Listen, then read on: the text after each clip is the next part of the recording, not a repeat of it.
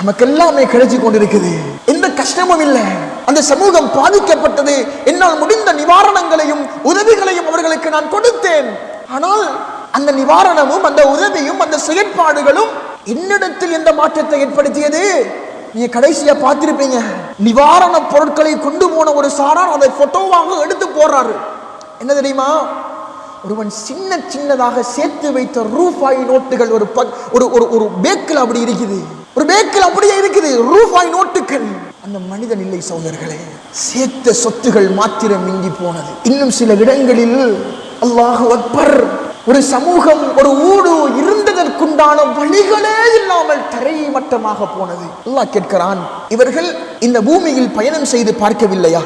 அப்படி அவர்கள் பயணம் செய்து இந்த பூமியை அவர்கள் பார்த்திருந்தால் அவர்கள் சிந்தித்து உணர்ந்து நடக்கிற உள்ளங்கள் அவர்களுக்கு இருந்திருக்கும், அவர்கள் நல்லதை கேட்கிற காதுகள் அவர்களுக்கு இருந்திருக்கும். என்றாலும் அவருடைய உள்ளங்கள், அவருடைய பார்வைகள் மங்கி போகவில்லை.